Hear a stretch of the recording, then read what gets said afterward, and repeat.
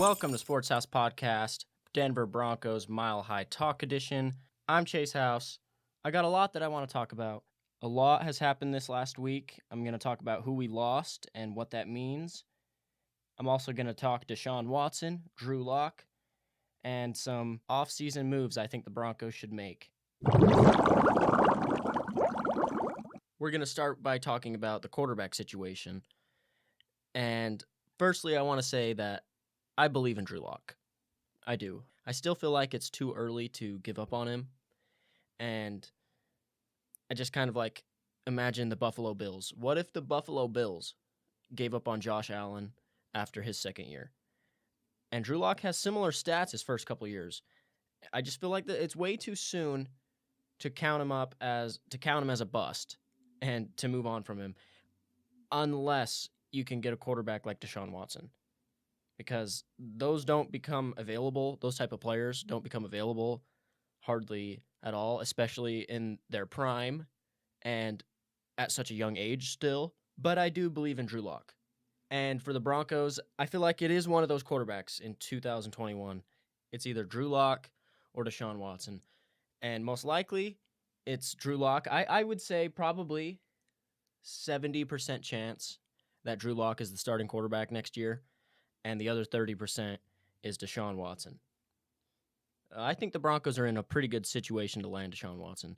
According to sports books, the Broncos are now favored to land Desean Watson, and they started with like the worst odds, tied with the worst odds in the whole league with the Houston Texans. And I really wanted to go bet on them and put money on that because I didn't understand why the Broncos were listed as like dead last. That made no sense to me because they have assets and they have a top 10 pick. As for what I would give up for Desean Watson, if the Broncos had to give up too much for Desean Watson, then I would rather have Drew Lock, honestly. If it bears our team, if it strips our team to the bone, then I'd like our chances with Drew Lock. I don't feel like the Broncos should give up too much of their young talent.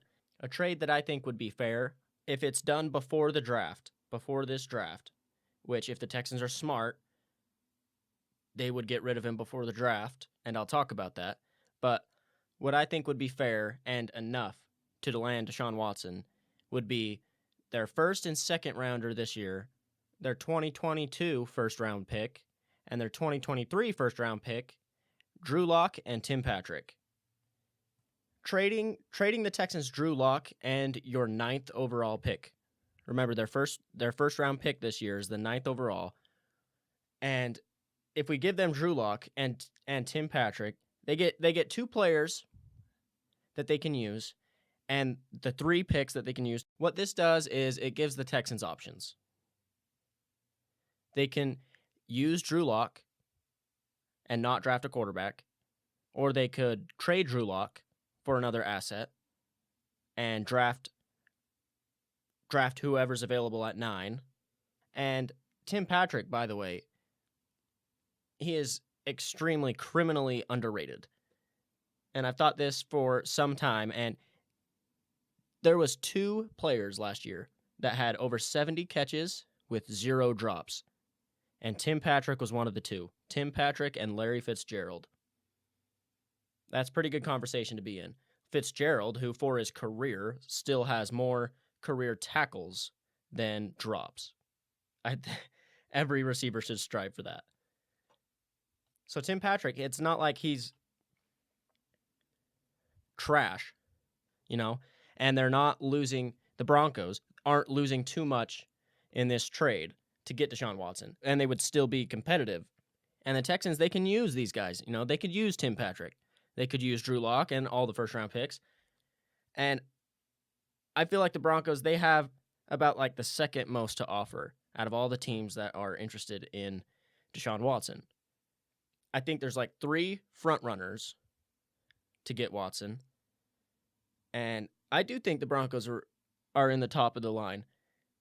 I think the Broncos, the Jets, just because the Jets, they have more. Jets are in front. I would put the Jets in front of the Broncos if we're going based on order. I would say number 1, Jets, Number 2, the Broncos. And number 3, the Panthers. Those for me are the top 3 destinations that I see Desean Watson going to. But I will say this too, though. If Jacksonville, if they want Desean Watson, they immediately jump to number 1 on this list. And all they would have to do is trade the first overall pick straight across for Desean Watson. And it would be the least amount that any team would have to trade. And I feel like it would still put them in the lead to land Desean Watson. Because then the Texans could draft Trevor Lawrence, which is better than any other quarterback that they would get in a trade for Desean Watson. So that would immediately put them to number 1. But I still do not, I don't think that's likely. So my top 3, the Jets, Broncos, and Panthers. And, I like Drew Lock. I'm a fan of Drew Lock. I liked his swag. I liked his fun attitude. It's been a while since I've seen a quarterback that I could cheer on and that looked like he was having fun. And that really, you wanted to root for him. I mean, we went from Joe Flacco, the most lifeless type of quarterback just a couple years ago. The most lifeless quarterback, the most frustrated I have ever been with a quarterback. And then, we see Drew Lock out here dancing and, with this team and everybody's like vibing. I want him to be the guy. And I still feel like he can make that Josh Allen jump from year 2 to year 3. And obviously right now, Desean Watson is the better option. Desean Watson is a top 3 quarterback in his prime, and he's young, and it's a no-brainer to try to pursue him, especially if the Broncos are able to get him without giving up too much. If they keep their young receiving core intact, and I don't want them to trade basically like any of the. There's a lot of untouchables. They have a lot of really good young talent, and I feel like they should be hesitant with what they should give up in a trade for Watson. And Tim Patrick and Drew Lock are good players, and if you compile that with 3 first-round picks and a second, I think that's more than enough for the Texans. Unless, like I said, the Jets make a big push to get Desean Watson.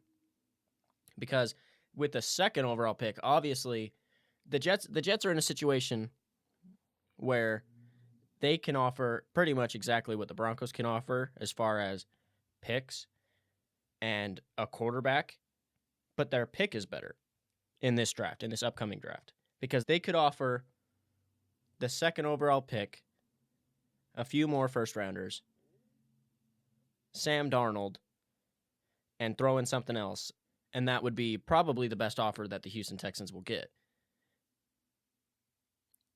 Because they would get a quarterback in Sam Darnold, and they could do the exact same thing that I said they could do with Drew Lock. They could trade him if they don't want him, and they could draft a quarterback in this draft, this upcoming draft, to be their guy, and they could trade the quarterback that they get from either the Jets or the Broncos as another asset, or another pick, or whatever. But the Jets are obviously in better position than the Broncos, due to the fact that they have the second overall pick and the Broncos have the 9th. Which is why I feel like the Broncos are going to have to give up some players. And it depends on who they are, whether or not I think it's a good trade or not. And I'm not against Melvin Gordon being involved in this trade either. I'll say that, if that's what it takes. If the Broncos sign Phillip Lindsay, which I think Broncos country really wants. And that's the one thing I talked earlier about Bronco Twitter, how they're stupid, and no offense. But if the Broncos organization did listen to any of their fans, they would know that the Bronco fans really want Phillip Lindsay back. Even Terrell Davis came out and was talking about what the Broncos should do as far as Phillip Lindsay's contract, because he's due a new contract. And he said he should be paid, and I agree, and I feel like all of Bronco country wants that. Phillip Lindsay's, he's a Bronco, and the same with Von Miller. Phillip Lindsay, he's a Bronco. He's the hometown kid. That's what it's about. He's the hometown kid with the passion for it, the drive, and the fans love him. He's a fan favorite. You got to keep him. If anything, trade Melvin Gordon. and just rely on Phillip Lindsay. I know he's had his injuries, but I mean, he came into the league as an undrafted free agent, and 2 of his first 3 years ran for over 1,000 yards. He gives everything he's got on the field. Every time he steps on the field, he gives everything he has, and that should be rewarded to me. And I don't want to see him in any other uniform other than a Bronco uniform. So I don't want Phillip Lindsay in this trade, but Melvin Gordon, if they had to throw Melvin Gordon in the trade to land Desean Watson, or to put the Broncos like over the top, over the Jets, then I'm for it. But that's like the biggest star on the Broncos team that I'd give up. If they threw in Melvin Gordon, and as far as players-wise, they traded Drew Lock, Tim Patrick, and Melvin Gordon, and then the 3 first-round picks, that's a good trade. And the Texans, now, Desean Watson, he's not in a good situation right now.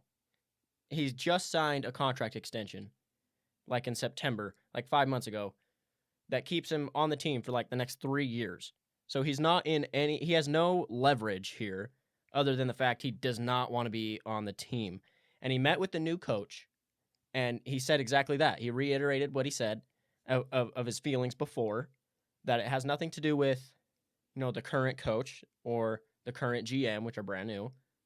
It starts at the top with the ownership. And Desean Watson said he has no intentions of playing with the Houston Texans next year. And that's huge. You don't want a player who's going to publicly talk about how he does not want to play on your team. You don't want to force him to play on your team. It's not a good look, especially for a new head coach and a new GM. And I get why they don't want to trade him, obviously. They're clinging on to the one good thing about the Houston Texans, the only good thing left about the entire franchise. So, of course, they're going to do everything that they can do to not trade him. And especially the new GM and the new head coach, because this isn't their fault. They just barely landed here, and their franchise quarterback, the only good player on the whole team, wants nothing to do with the organization. It's not a good look, and this is why I feel like they need to trade him. And for the Texans' sake, they need to do it before the draft. That way they can get the most out of him. And it's looking like this is going to drag on for quite some time, which I feel like only favors the Broncos. I don't know how many teams are going to trade their newly drafted quarterbacks, especially first-round quarterbacks. So if the draft goes through and Desean Watson is still a Houston Texan, it's really hard for me to see a situation where one of those top 10 quarterbacks are then involved in a trade. So I feel like it would then put the Broncos in the best position amongst the other teams, and that would mean that the Broncos didn't have to trade their top 10 pick, so they could still draft a cornerback, which is a huge need for the Broncos. But if the Broncos somehow, if they land Desean Watson, and they didn't have to give up too much, they keep their young receiving core intact, they get a corner, probably 2 corners in this offseason via free agency or the draft, I think the Broncos are 2021 Super Bowl contenders. And thinking about Watson with Jerry Jeudy and Noah Fant, Albert O, Cortland Sutton, KJ Hamler, Deontay Spencer, Phillip Lindsay, if we can keep that core offense with our young players and add Desean Watson, that is one of the scariest offenses in the entire league, like top 3, maybe even number 1, honestly. That might put them right over the top of the Chiefs. And the Broncos' quarterback situation would be solved for as long as they had Watson. He has like 3 years left on his contract. So obviously the Broncos, they'd have to feel confident about locking him down long term. But the Denver Broncos organization is not the Houston Texans organization. If they did right by Watson, they could lock him down. They could keep him there for his entire career. The Broncos with Desean Watson, and if they got a good cornerback, they're the best team in the league. They might be the best team in the league with a bad offensive coordinator and a kind of stupid head coach. That's where the Chiefs obviously have the edge, is with the coaches. But talent-wise, the Broncos are the best team in the league with Desean Watson and a good corner. We'll be right back after this. Hey, neighbor. Hey. How you doing, Brian? Oh, pretty good. Wait, what did you call me? What? Kyle, we've been neighbors for 5 years. My name's Thomas. What? Well, who you calling Kyle? My name's Thomas, too. Oh.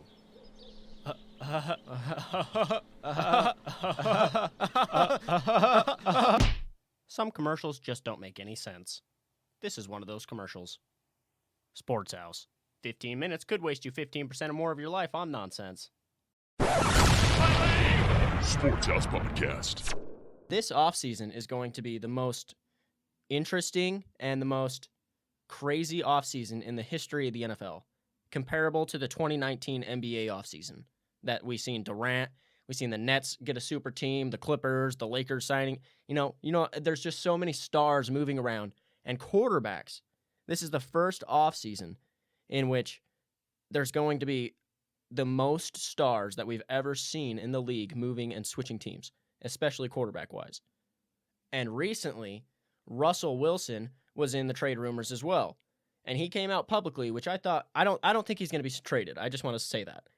But I found it very interesting that he came out and he said that he doesn't want to be traded. He wants to be a Seattle Seahawk. However, here are the teams that he would be traded to if he gets traded. The teams that he wants to go to. And I found that really interesting because if you're sold on being a Seattle Seahawk, it just seems kind of strange to put out your list of teams that you want to go play for. And one of those teams, by the way, unfortunately, was the Las Vegas Raiders. And imagining a division with Patrick Mahomes, Russell Wilson, both in your division, the Broncos would need to have either Drew Lock have his his step-up season like Josh Allen had from his second year to his third year, or they got to get Desean Watson, or else they cannot compete in that division. But hypothetically, just imagine a division with Desean Watson, Russell Wilson, Patrick Mahomes, and Justin Herbert. Hands down, the best quarterback division in the entire league. A lot went down this week with the Denver Broncos. They cut Jurrell Casey. So Jurrell Casey is a Bronco no more. The Broncos traded for him last season, and he only played in 3 games last year. So we're not losing too much, and we're gaining $11 million. Jurrell Casey, he was a good player, but he was never healthy. And he played 3 games the 1 year that the Broncos had him. So releasing him and giving the Broncos $11 extra million to work with this offseason is probably the better move, especially this offseason. If there's ever an offseason to have money, this is the offseason, which puts them at number 5 as far as the most cap room in the NFL. So they have a lot of money to work with now, which I feel like it's setting up re-signing Von Miller and re-signing Justin Simmons. Simmons deserves a big contract, and I do not understand why for the past 7-10 years, whatever it is, it seems like the Broncos just refuse to pay their best players. You got to pay your best players. Simmons deserves to be paid. He's one of the best safeties in the league. He's going to get it. And Von Miller deserves to be a Bronco for life. Von Miller should be a Bronco for life. Everything about him is a Bronco. And by the way, he's not done. He's not done with football. He's got a lot left in the tank. And he was injured last year, which sucked. But if anyone follows him on any social medias, I follow him on Instagram, and I was so excited for this season because he looked so huge. He looked bigger and stronger than ever. And Vic Fangio even said that he thought he was in line for a breakout season and a career year, which is crazy. But I don't doubt it just by following him on all his socials and seeing how he progressed that offseason with no training camp or preseason. He was looking like a monster. And we've still yet to see what a healthy Von Miller and a healthy Bradley Chubb can do together. We can't get rid of Von Miller and then just allow opposing teams to focus on Bradley Chubb and double Chubb, and then we're just right back in the situation where we were before. You got to keep them both intact. You got to keep both those guys on the team. Because what that does for your defense is it allows them to work one-on-one, Bradley Chubb and Von Miller. And it frees up so much that you could do. And both of those players would play better with each other on the team. And Von Miller's got a lot more to give. I don't think he's near being done. I think he's got a few really, really good years left. And I don't want to see him wearing another uniform other than a Broncos uniform. We should lock down Von Miller, lock down Justin Simmons, sign a corner, draft a cornerback if we don't trade the pick in a Desean Watson trade. Draft the cornerback that I like in the draft is Certain from Alabama. And like if we got Certain and signed another free agent this offseason, get some more cornerback depth, the Broncos will look really good next year. And also, about Drew Lock, a lot of people are quick to just blame every problem on the quarterback. If the team isn't winning games, it's the quarterback's fault. If the offense isn't scoring points, it's the quarterback's fault. But I think there needs to be some serious looks at the offensive coordinator for the Broncos, Pat Shurmur. I was so pissed off the entire year watching his play calling. It made me want to vomit. He's just so predictable. I don't think it works. He should be fired. I don't know why he's still on the team. And as long as Pat Shurmur's there, I feel like the Broncos are a little handicapped. I think that they could still win games with Pat Shurmur and as an offensive coordinator. He's got to do better. He's got to do a lot better calling plays. He can't be nearly as predictable. Every second and long, the Broncos are running. I would bet my life on the line watching games last year. 2nd and 10, it'd be a run up the gut. Every time, I swear. And then it would set up a 3rd and long. We'd throw it like 4 yards behind the sticks, and it'd be 3-0. That was the typical Broncos offense for the first 3 quarters of basically every game. And then we'd get to the 4th quarter, and we're either getting blown out and have to just switch things up and just start throwing the ball, which is when we start doing our best. When Pat Shurmur's playbook is thrown out the window, which is not a good look as an offensive coordinator. And our new GM, George Paton, I feel like he should, for very good reason, take a hard look at the Broncos coaching situation. And I know when John Elway hired George Paton, he wanted somebody that was on the same page coach-wise. But I think George Paton should have said, all right, hey, thanks for the job. Thanks for the job, coaches. Vic Fangio, you're fired. Vic Fangio, Pat Shurmur, you guys are fired. The Broncos coaches, they should be on the hot seat.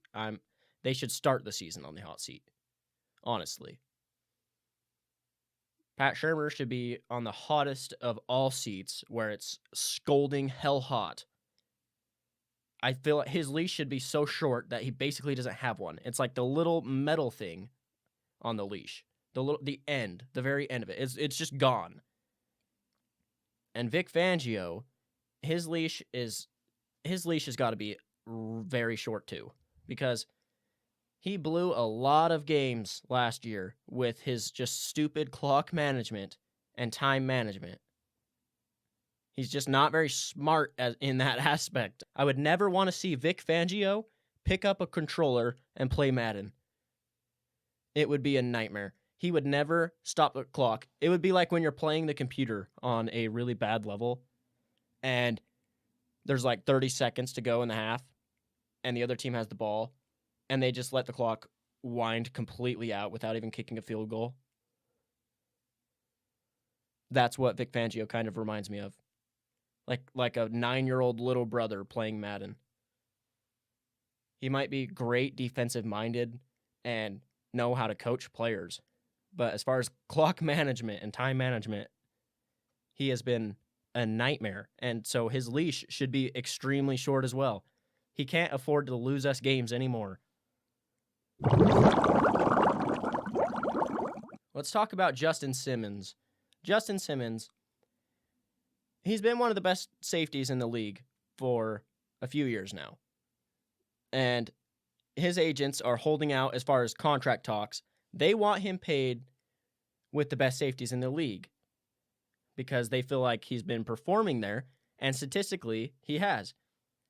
And the Broncos, they're in a situation where if they franchise tag Justin Simmons again for the second straight year, we'd be paying him around $13 million this year, which is right around like top 5 of safeties this year. Number 1 is making, I think it's $15 million is the top of the safeties. So it puts him in that category already. And if that's the case, that's why I feel like the Broncos are in a pretty good place to re-sign him long term. Because in the end, it'll save the Broncos money re-signing him this year rather than franchise tagging him. We got to keep Simmons. It would be stupid to let him go with all the cap that the Broncos have. And I don't think that's a high chance at all. I feel like it's extremely likely that he's on the Broncos. And I feel like it's probably their number 2 priority now. Number 1 is probably trading for Desean Watson. And number 2 is re-signing Justin Simmons. And third on that list, I believe, should be locking down Von Miller for life. And speaking of free agency, though, here's another free agent that comes to mind that would just imagine him with the Broncos. J.J. Watt. The Broncos have a lot of room, money-wise, to sign J.J. Watt. They could make him a good offer. And if the Broncos' defense contained J.J. Watt, Von Miller, and Bradley Chubb all rushing the passer, that's dangerous. And if we get some good cornerbacks, we're looking at like rebuilding the Super Bowl 50 defense. If we get some lockdown corners and we have those pass rushers to get the ball out of the quarterback's hand fast, the Broncos would be extremely dangerous. And so I want the Broncos to make a push for J.J. Watt.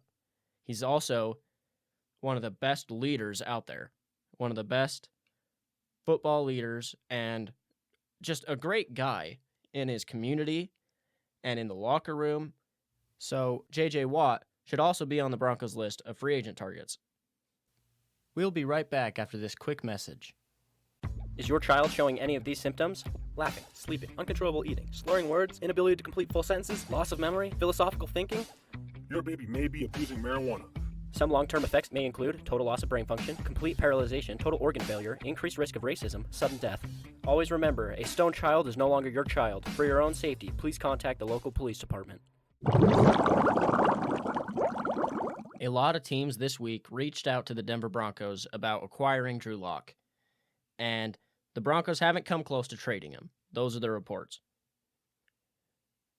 Which is good, because unless one of those teams was the Houston Texans, I want Drew Lock on our team next year. And I don't... Outside of Desean Watson, Drew Lock is the best Broncos option. I truly believe that. I believe in him, and I want him as the Broncos quarterback next year if it's not Desean Watson. The Broncos, they'll be extremely active in trying to get Desean Watson and trading for Desean Watson. But I just think they should be very skeptical about giving up too much. Because the Broncos, they have a lot of young talent, and a lot to offer in a trade. And I'd rather the trade be tons of first-round picks than our young players, our young studs. And the Broncos, they'd probably have to trade a couple players. And that's why I said the players that I think would still be intriguing and not hurt the Broncos too bad to lose would be players like Tim Patrick, Drew Lock, and maybe Melvin Gordon. Those are the best players on the team that I would trade. I wouldn't trade anybody else as far as player-wise.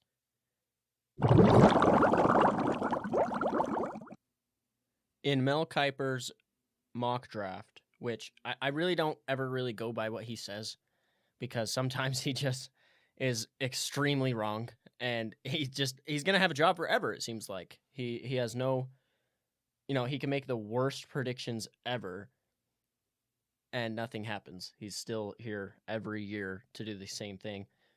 So he's definitely been wrong before. But in his latest mock draft, he had the New England Patriots trading with the Broncos in the draft for the Broncos' 9th pick. And what's interesting to me about that, if the Broncos can't use that pick to trade for Desean Watson, and if the Patriots do try to move up to roughly that spot to try to draft a quarterback or whatever it is, if they trade with the Broncos for the 9th overall pick, I would like to see the Broncos get Stephon Gilmore from the New England Patriots. It's rumored that the Patriots are going to trade him, and he's one of the best corners in the entire league. So if they don't use that pick to either get Watson or a really good corner in the draft, and if the Patriots try to trade up to get a quarterback, Broncos acquiring Stephon Gilmore is really, really intriguing.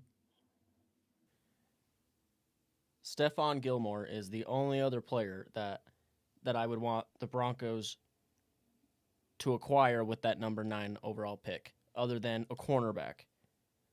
It better be used for a cornerback or to trade for either Stephon Gilmore or Desean Watson. That's really what I think. Stephon Gilmore is one of the best corners in the game, if not the best cornerback in the game. If the Broncos, I think he only has like 1 year left on his contract, though. So I'm not entirely sure of what the entirety of the trade would be if the Patriots moved up. But if it includes Stephon Gilmore and the Broncos had something in place to try to re-sign him or reconstruct his contract to keep him there for longer, I would be okay with that, because Stephon Gilmore is one of the best corners in the whole league.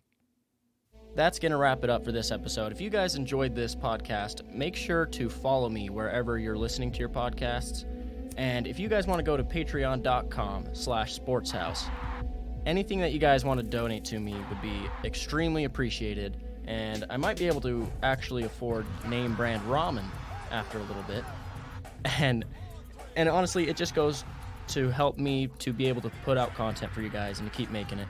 So it would mean a lot. Thanks for listening, and until next time.